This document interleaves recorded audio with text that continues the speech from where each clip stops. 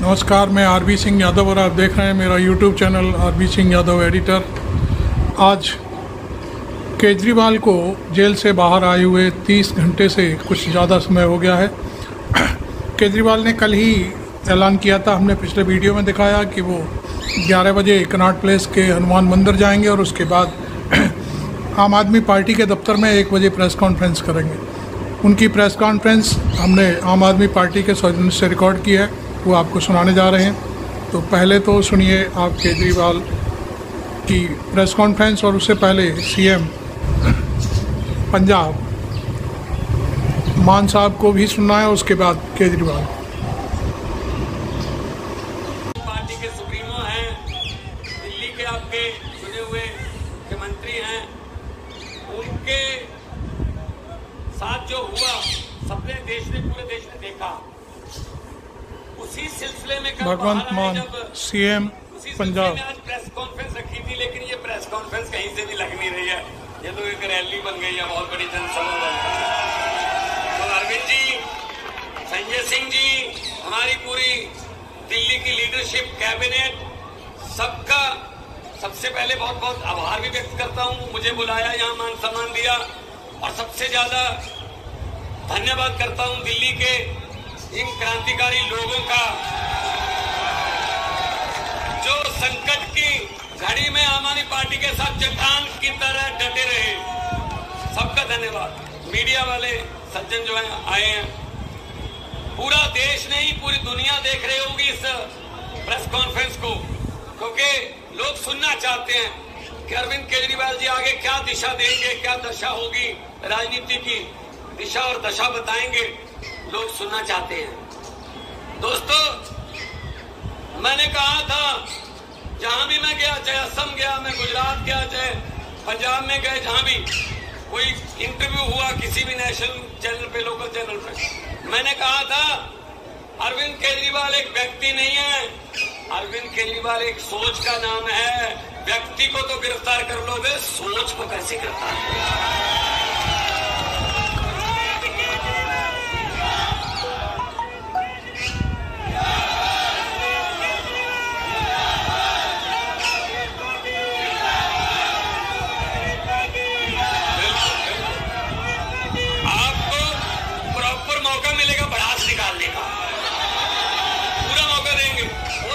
अच्छा नारा लिखा हुआ है, बीजेपी का बुरा हाल, बाहर आ गए केजरीवाल।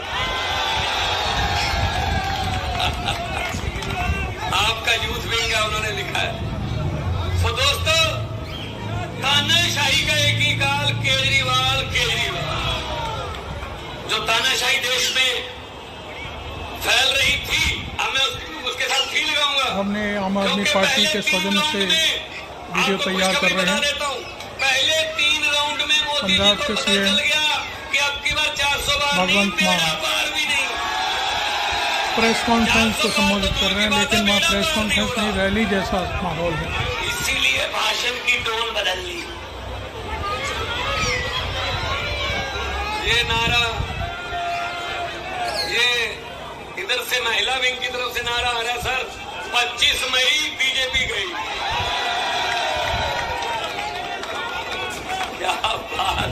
अब ये टाइम तुम्हारा है, हम तो हर रोज बोलते रहते हैं, कोई बात नहीं।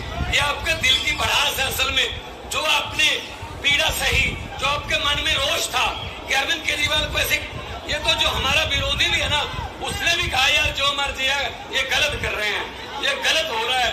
आप विपक्ष के नेताओं को अंदर करके जीतना चाहते हो, आप विपक्ष के नेताओं पर पर्चे करके ईडी के छापे मार के जीतना चाहते हो, ऐसा नहीं होगा, क्योंकि लोकतंत्र है, लोकतंत्र में लोग बड़े हैं। जब भी किसी नेता ने ये भ्रम पाला कि मैं लोगों से बड़ा हूं, तभी लोगों ने उसका भ्रम निकाला, क्योंकि लोकतंत्र में लोग जब चाहे आदमी अर्श पर, लोग जब चाहे आदमी अर्श पर।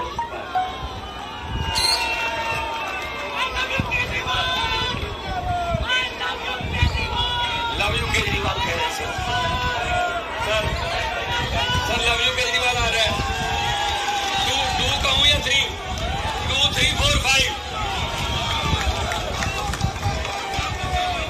देखो, आम आदमी पार्टी के इस दफ्तर में कितनी खुशी है आज, क्योंकि हमारे नेता, लोकप्रिय नेता, हमारे बॉस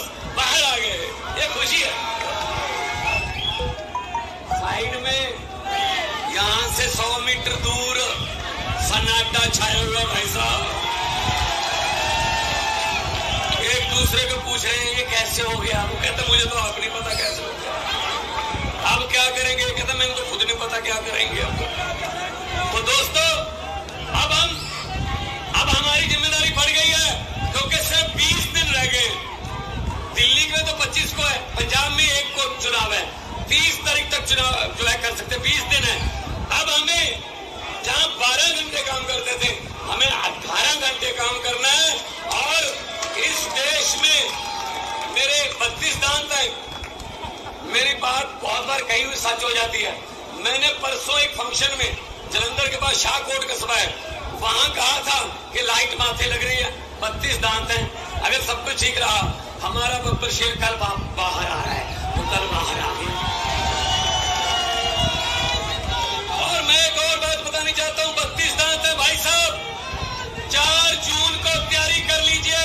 4 जून को सेंटर में आम आदमी पार्टी के बिना सरकार नहीं बन पाएगी। हमारी सरकार बनेगी, आपका हिस्सा होगा देश की सरकार में। यह दिन देखने के लिए बैठे थे हम, यह दिन देखने के लिए। सबसे ज्यादा वफादारी है, जो लॉयल्टी है, वो तब परखी जाती है जब आदमी पर कोई संकट का समय आता है। जो संकट के समय साथ खड़े रहते हैं वो ऑर्गेनिक होते हैं, जैसे कि आप हैं, आप ऑर्गेनिक हो। कुछ लोगों ने संकट के समय छोड़ भी दिया, चलो जाओ भला होया लड़ने दो छुट्टिया, उम्र ना बीती सारी, लगदी नालों टुटदी चंगी, बेकदरां दी यारी। सो वीरो दोस्तों, आपका जो साथ है ये हमें थकने नहीं देता, हमें थकावट नहीं। अरविंद केजरीवाल अभी कुछ घंटे पहले आए हैं, आते ही कहा कहां प्रोग्राम लगे हुए हैं। तो मैंने कहा जी मेरे तो ऐसे ईस्ट में और आज साउथ और ईस्ट में मेरे रोड शो थे, पहले से प्लान थे। अरविंद जी आ गए तो उन्होंने कहा मैं भी चलूंगा वहां पे। तो आज ईस्ट और साउथ में जो रहने वाले हैं उनको मैसेज दे दो, आज अरविंद केजरीवाल एक बार फिर बैटिंग करने के लिए उसी पिच पे आ गए। वो आउट नहीं हुए थे, रिटायर्ड हट हुए थे। थोड़ी देर के लिए उनको बैटिंग से थोड़ा दूर कर दिया था, लेकिन बल्ला भी वही है, पिच भी वही है, और सबसे बड़ी बात यह है छक्के और चौके भी वही है, ग्राउंड भी वही। वहां साउथ और ईस्ट में आते ही काम पे लग गए। ऐसा नेता देखा कोई? नहीं तो जेल से आके 10-10 दिन तो मिलते ही नहीं है कि जी मैं जेल से आया हूं, पता नहीं क्या कहते। नहीं, छोड़ो जेल, मुझे मेरे लोग मिलाओ, मैं अपने लोगों से आंखों से आंखें डालकर उनकी बात करना चाहिए। ऐसा नेता होना चाहिए।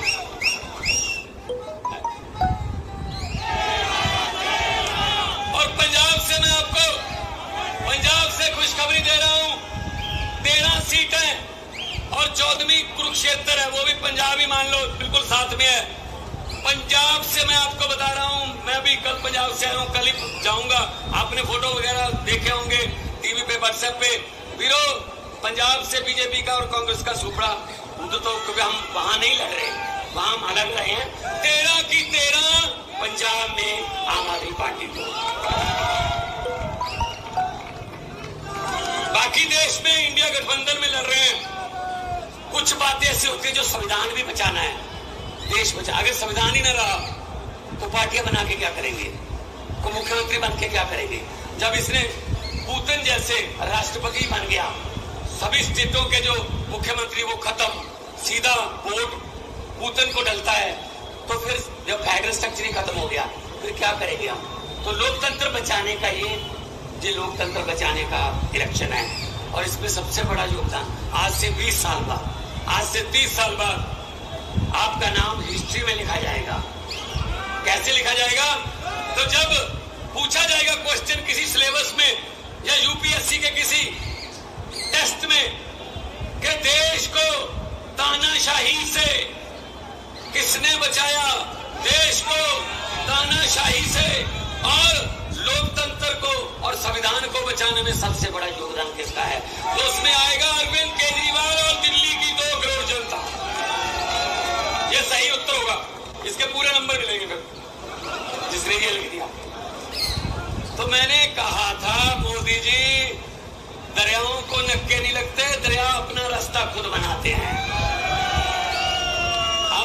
गलती कर ली, गलत समय पे आपने पंगा ले लिया। और जितनी बार भी मुलाकात हुई, इन्होंने अपनी सेहत के बारे में बाद में बताया। पहले ये पूछा दिल्ली वालों का क्या हाल है, पहले ये पूछा कोई ऐसा ऑर्डर तो नहीं कर दिया जिससे दिल्ली के लोगों को भी दिक्कत होती हो। पंजाब में कैसा चल रहा है, गेहूं की पैदावार कैसी है, मंडियों से वो गेहूं उठा लिया, सब कुछ। इनको लोगों की चिंता ज्यादा रहती थी। जेल के ताले टूट गए, जेल के ताले टूट गए। अरे भाई साहब,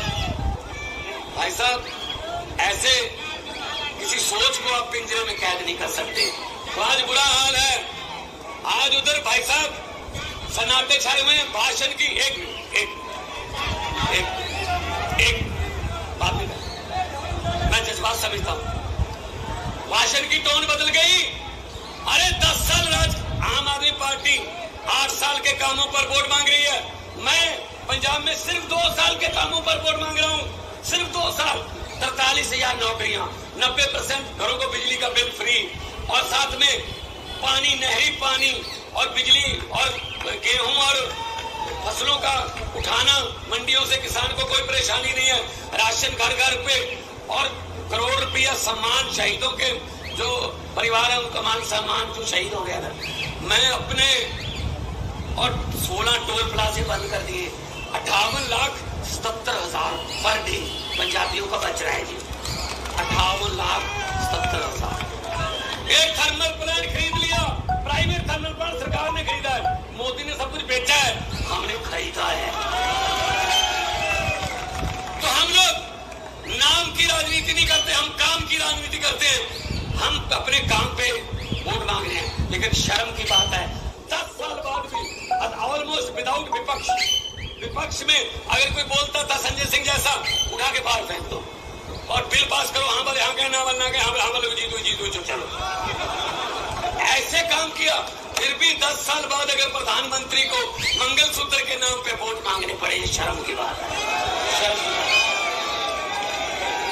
कोई काम गिना दो, कोई काम किया, कोई नौकरी दी, कोई अस्पताल बनाया, कोई स्कूल बनाया, हमने ये काम ही नहीं। हिंदी में 1.5 लाख लफ्ज हैं, अक्षर हिंदी की। भाषाएं इधर उधर से अडॉप्ट भी करती हैं, तो कर करा के 6.5 लाख है हिंदी के पास। हिंदी भाषा में 6.5 लाख के आसपास अक्षर हैं, लेकिन शब्द बोलते हैं। हाँ, शब्द बोलते हैं। तो 6.5 लाख है हिंदी के पास शब्द, लेकिन प्रधानमंत्री के पास 10-12 है बस। वो वही बोलता है, वो भी इलेक्शन के समय। क्या हिंदुस्तान, पाकिस्तान, मुसलमान, कब्रिस्तान, शमशान, मंगलसूत्र, गाय, भैंस, बकरी, बस।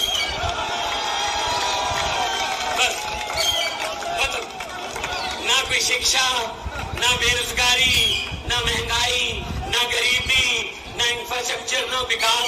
ये लफ्ज उनकी डिक्शनरी में नहीं है।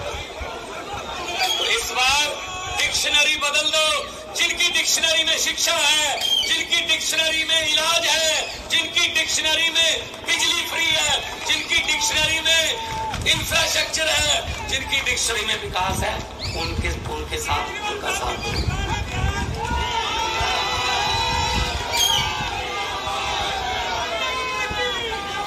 मुझे पूछा गया पिछले दिनों एक टीवी इंटरव्यू में मुझे कहा गया कि हम आपका नाम लेंगे कोई किसी पॉलिटिशियन का, आप उसी समय उसके बारे में कुछ भी बोल देना जो आपके मन में आता। मैंने कहा बोलो। कहते सुखबीर बादल। मैंने कहा पहाड़ों वाले स्कूलों में पढ़े हैं, पंजाबी लिखनी पढ़नी आती नहीं, लेकिन पंजाब के बारिश बनना चाहते हैं। कहते कैप्टन अमरिंदर सिंह। मैं कह राजा लोग हैं, महलों में रहने वाले।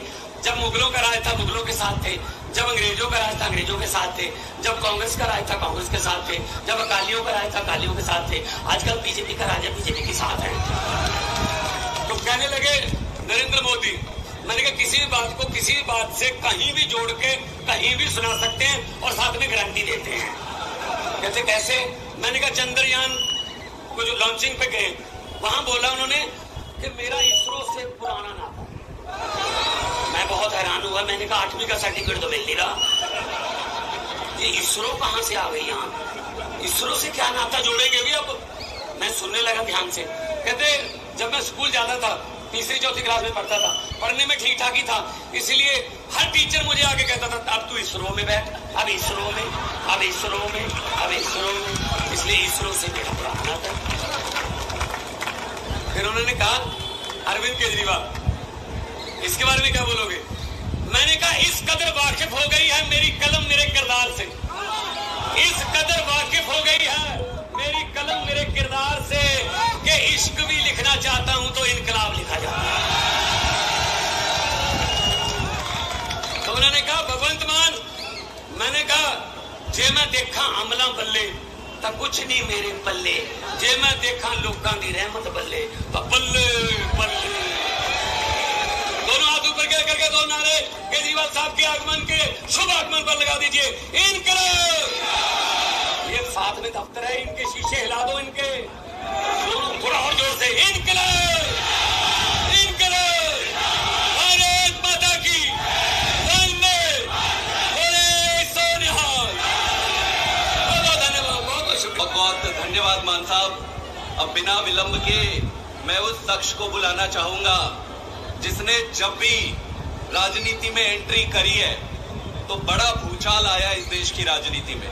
पहली बार जब एंट्री किया तो दिल्ली में और पंजाब में ईमानदार राजनीति का जन्म हुआ। आज जब वो खड़े होने वाले, एक बार फिर एंट्री करने वाले, तो दिल्ली पंजाब से बढ़कर पूरे देश में एक ईमानदार राजनीति का जन्म होने वाला है। बिना विलंब किए मैं आग्रह करूंगा श्री अरविंद केजरीवाल।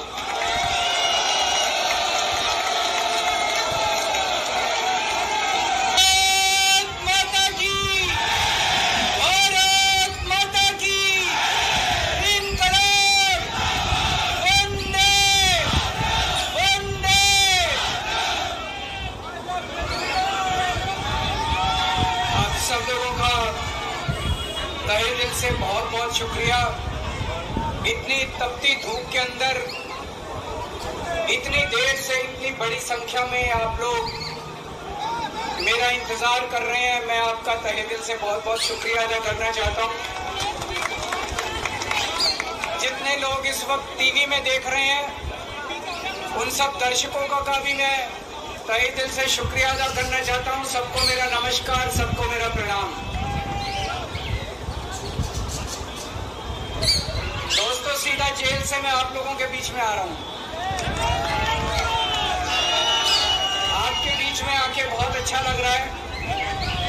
50 दिन के बाद अभी मैं, मेरी पत्नी भगवंत मान साहब, हम लोग कनॉट प्लेस में हनुमान मंदिर में गए थे। हनुमान जी का आशीर्वाद लिया, उनके दर्शन किए। फिर शिव जी के मंदिर गए, शनि जी महाराज के पास गए, उनका सबका आशीर्वाद लिया। बजरंगबली की खूब कृपा है हमारे ऊपर, हमारी पार्टी के ऊपर, देशवासियों के ऊपर।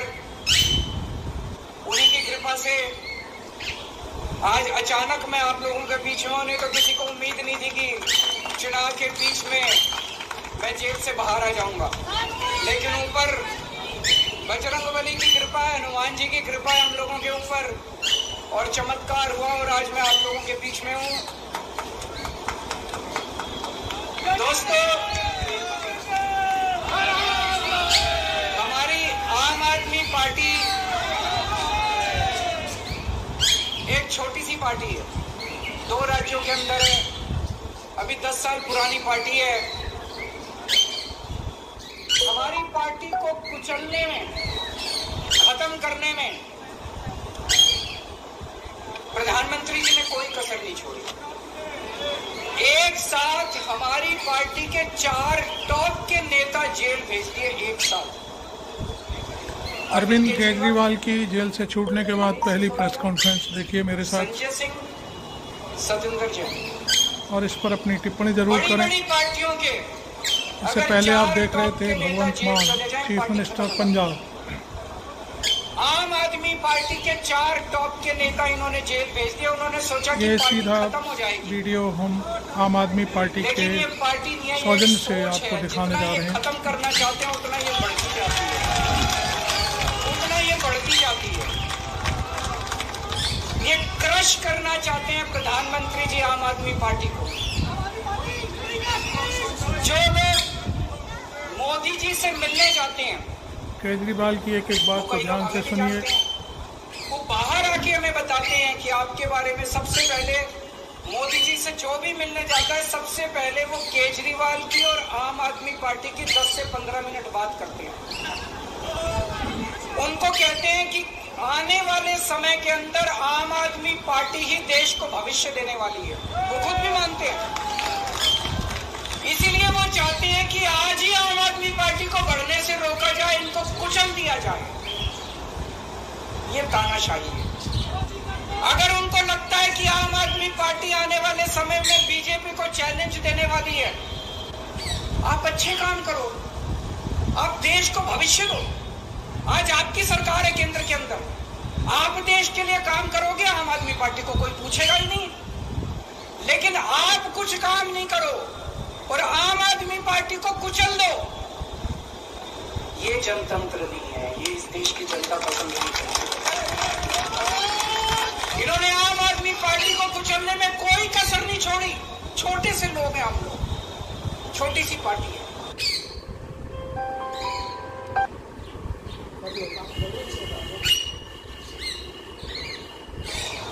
75 साल के अंदर इस कदर किसी पार्टी को और उसके नेताओं को प्रताड़ित नहीं किया गया जिस तरह से प्रधानमंत्री मोदी जी ने आम आदमी पार्टी को प्रताड़ित करने की कोशिश की है। मेरे को इन्होंने जेल भेज दिया। प्रधानमंत्री जी कह रहे हैं मैं भ्रष्टाचार से लड़ रहा हूं। देश के सबसे बड़े चोर, उचक्के और डकैतों को उन्होंने अपनी पार्टी में शामिल कर लिया। जिन लोगों को 10 दिन पहले मोदी जी कहते थे 70,000 करोड़ का इसने घोटाला कर दिया, थोड़े दिन के बाद उसी आदमी को अपनी पार्टी में शामिल करके किसी को डिप्टी सीएम बना देते हैं, किसी को मंत्री बना देते हैं और उनके सारे ईडी और सीबीआई के मामले खत्म कर देते हैं और कहते हैं मैं भ्रष्टाचार से लड़ रहा हूं। मैं मोदी जी को कहना चाहता हूं, भ्रष्टाचार से अगर लड़ाई लड़नी है तो केजरीवाल से सीखो। प्रधानमंत्री जी, भ्रष्टाचार के खिलाफ लड़ाई केजरीवाल ने लड़ी है। 2015 में जब दिल्ली में हमारी सरकार बनी थी, हमारे एक मंत्री का एक ऑडियो मेरे पास किसी ने व्हाट्सएप कर दिया। उस ऑडियो में मेरा मंत्री किसी दुकान वाले से 5 लाख रुपए मांग रहा था। किसी मीडिया वाले को नहीं पता था, विपक्ष को नहीं पता था। आप लोगों को याद होगा, मैंने अपने खुद मंत्री को सीबीआई के हवाले कर दिया, जेल भेज दिया था अपने मंत्री को। ये होती है भ्रष्टाचार के खिलाफ लड़ाई। पंजाब के अंदर मेरा एक मंत्री भ्रष्टाचार में, मेरे को पता चला कि वो पैसे मांग रहा है। वहां पे मान साहब ने उसको, किसी को भी, विपक्ष को नहीं पता था, मीडिया को नहीं पता था, हमने अपने मंत्री को उठा के जेल में भेज दिया। तुम देश के सारे चोर उचक्के डकैतों को अपनी पार्टी में शामिल कर लो और केजरीवाल को जेल भेज दो और कहो मैं भ्रष्टाचार के खिलाफ लड़ रहा हूं। तो आप भ्रष्टाचार के खिलाफ नहीं लड़ रहे प्रधानमंत्री जी। आप देशवासियों को बेवकूफ मत समझो। देश बच्चे की जुबान के ऊपर हो रहा है कि सारे चोर उचक्कों को अपनी पार्टी में शामिल करके और ईडी और सीबीआई के सारे केस उनके हवाले करो। केजरीवाल को क्यों गिरफ्तार किया?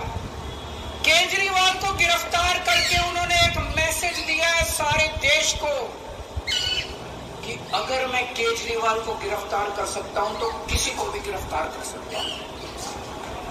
कोई केस नहीं होगा, कोई मामला नहीं होगा, तब भी मैं तुमको गिरफ्तार कर सकता हूं। एक बेहद खतरनाक मिशन चालू किया हुआ है प्रधानमंत्री जी ने, बहुत ही खतरनाक। देशवासियों को ये समझने की, अब जब मैं बोलने जा रहा हूं, समझने की जरूरत है। उस मिशन का नाम है वन नेशन वन लीडर। देश के सारे नेताओं को खत्म करना चाहते हैं मोदी जी और इसको 2 स्तर के ऊपर इस मिशन को चला रहे हैं। जितने विपक्ष के नेता हैं वो निपटा देंगे, उनकी राजनीति खत्म करते जाएंगे, उनको सबको निपटाते जाएंगे। विपक्ष के अंदर आज इन्होंने मनीष सिसोदिया को जेल भेज दिया, संजय सिंह को जेल भेज दिया, सत्येंद्र जैन को जेल भेज दिया, केजरीवाल को जेल भेज दिया, हेमंत सोरेन को जेल भेज दिया, ममता दीदी के कई मंत्रियों को जेल भेज दिया, स्टालिन के कई मंत्रियों को जेल भेज दिया, केरला के सीएम के पीछे पड़े हैं।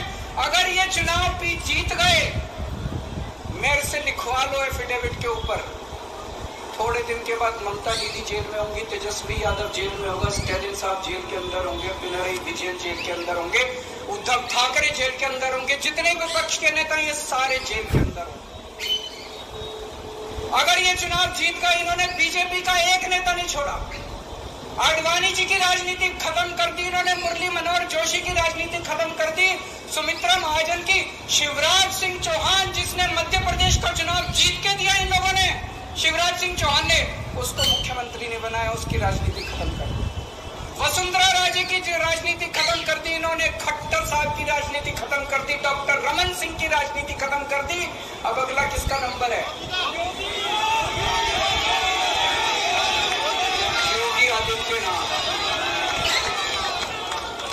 अगर ये चुनाव जीत गए, मेरे से लिखवा लो, 2 महीने के अंदर उत्तर प्रदेश का मुख्यमंत्री बदल देंगे।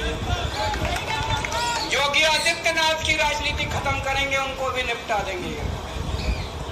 यही तानाशाही है दोस्तों।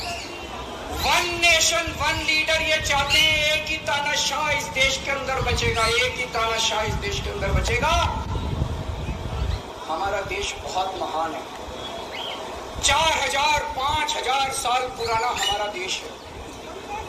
इसके पहले पिछले 4000 साल में कई मौके आए जब इस देश के ऊपर तानाशाहों ने कब्जा करने की कोशिश की, लेकिन हमारे देश के लोगों ने उन तानाशाहों का तख्ता उखाड़ के फेंक दिया।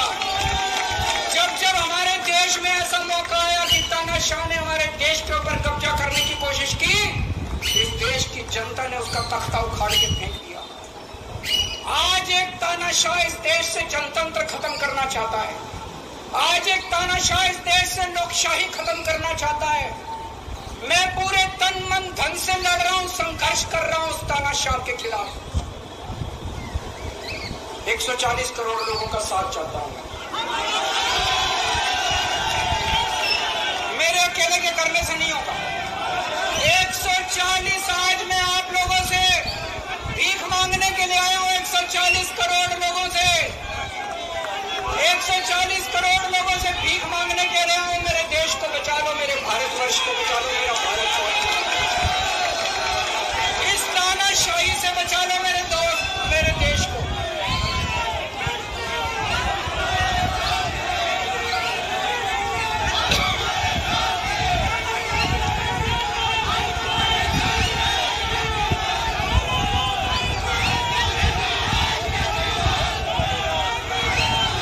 मैं सुप्रीम कोर्ट का बहुत बहुत शुक्रिया अदा करना चाहता हूं। उन्होंने 21 दिन दिए हैं, एक एक दिन में 24 घंटे हैं।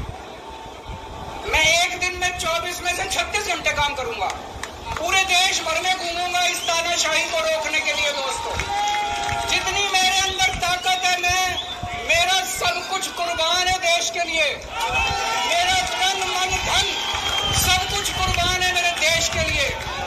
मेरे खून का एक एक कतरा मेरे देश के लिए, मेरे शरीर का एक एक कतरा, मेरी जिंदगी का एक एक पल मेरे देश के लिए। मेरे देश को बचाने के लिए मैं पूरे देश में जाऊंगा। अब एक बहुत महत्वपूर्ण बात करने जा रहा हूं, उसको ध्यान से सुनना। ये लोग इंडिया गठबंधन से पूछते हैं आपका प्रधानमंत्री कौन होगा। मैं बीजेपी से पूछता हूं आपका प्रधानमंत्री कौन होगा। आप लोग सोच रहे होंगे केजरीवाल क्या बात कर रहा है, मोदी जी होंगे। नहीं, मोदी जी अगले साल 17 सितंबर को 75 साल के हो रहे हैं। बीजेपी के अंदर मोदी जी ने 2014 में मोदी जी ने खुद ने रूल बनाया था कि बीजेपी के अंदर जो भी 75 साल का होगा उसको रिटायर कर दिया जाएगा। सबसे पहले आडवाणी जी को रिटायर किया गया, उसके बाद मुरली मनोहर जोशी जी को रिटायर किया गया, फिर सुमित्रा महाजन को रिटायर किया गया, फिर यशवंत सिन्हा को रिटायर किया गया। अब मोदी जी अगले साल 17 सितंबर को रिटायर होने वाले हैं। तो मैं बीजेपी से पूछना चाहता हूं, आपका प्रधानमंत्री का दावेदार कौन है? दोस्तों, अगले साल 17 सितंबर तक अगर इनकी सरकार बनी, उस पर भी आऊंगा मैं, अगर इनकी सरकार बनी तो पहले अगले 2 महीने में योगी जी को निपटाएंगे ये, और उसके बाद मोदी जी के सबसे खास अमित शाह को ये प्रधानमंत्री बनाएंगे। तो मैं लोगों को, देश के लोगों को आगाह करना चाहता हूं, मोदी जी अपने लिए वोट नहीं मांग रहे, मोदी जी अमित शाह को प्रधानमंत्री बनाने के लिए वोट मांग रहे हैं। मैं पूछना चाहता हूं मोदी जी से और अमित शाह जी से, ये मोदी की गारंटी पूरी कौन करेगा? क्या अमित शाह मोदी की गारंटी पूरी करेंगे? जब आप अगर जो वैसे तो मेरे को लगता है, मैं भी आऊंगा उसके ऊपर, मुझे नहीं लगता इनकी सरकार बन रही है, लेकिन जो बीजेपी को वोट देने जाए वो ये सोच के जाना कि आप मोदी जी के नाम पे वोट नहीं दे रहे, आप अमित शाह के नाम पे वोट दे रहे।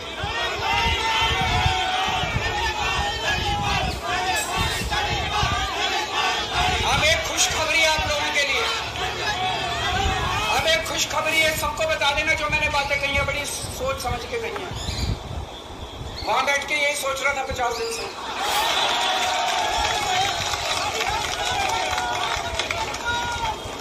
दोस्तों, पूरे देश के मेरे को बाहर निकले हुए 20 घंटे हो गए। इन 20 घंटों के अंदर भी मैंने रात भर में जनता से बात कर रहा था, लोगों से फोन कर रहा था।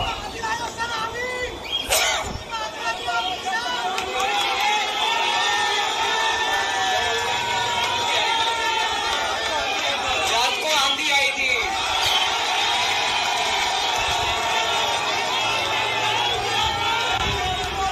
पिछले 20 घंटे में मैंने जो बातचीत करी है, कई बड़े बड़े एक्सपर्ट से बात की, चुनाव विश्लेषकों से बात की, सेफोलॉजिस्ट से बात की, जनता से बात की, फोन पे लोगों से। मेरा अपना आकलन है कि 4 जून के बाद इनकी सरकार नहीं बन रही, मोदी सरकार नहीं।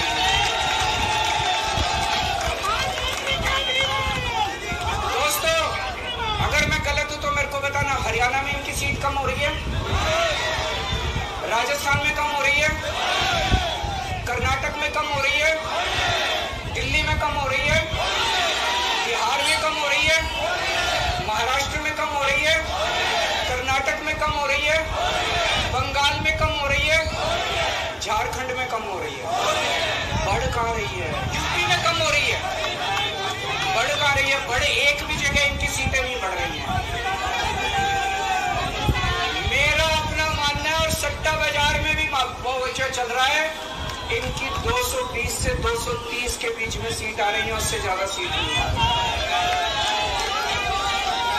मोदी सरकार नहीं बन रही है, केंद्र में इंडिया गठबंधन की सरकार बन रही है।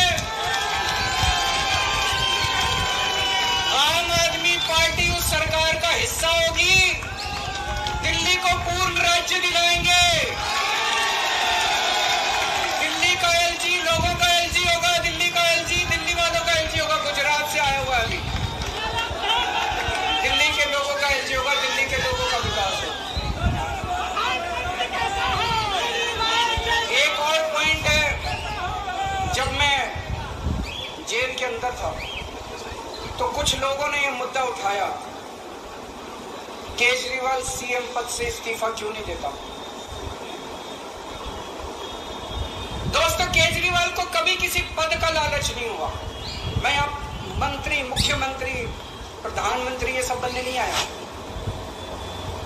इनकम टैक्स में कमिश्नर की नौकरी करता था, कमिश्नर की नौकरी छोड़ के दिल्ली की झुग्गियों के अंदर 1 नी, 2 नी, 3 नी, 10 साल तक मैंने दिल्ली की झुग्गियों के अंदर काम किया है, सुंदर नगरी और नंदनगर की झुग्गियों पर। इनकम टैक्स कमिश्नर की नौकरी छोड़ के जब मेरे को दिल्ली की जनता ने पहली बार सीएम बनाया के अंदर सीएम पद से इस्तीफा दे दिया था। एक चपरासी की नौकरी कोई नहीं छोड़ता। सीएम बनने के लिए लोग अपना दायां हाथ कटाने के लिए तैयार होते हैं। मैंने खुद से अपने आप सीएम की कुर्सी को लात मार दी थी 49 दिन के अंदर। मेरे लिए सीएम पद इंपॉर्टेंट नहीं है। आज मैंने सीएम पद से इस्तीफा क्यों नहीं दिया जेल जाने के बाद? दोस्तों, पिछले 75 साल में भारतवर्ष में इतने राज्यों के चुनाव हुए, दिल्ली के अंदर सबसे ऐतिहासिक बहुमत से आम आदमी पार्टी जीती। 55-56% वोट, एक बार 67 सीट, एक बार 62 सीट।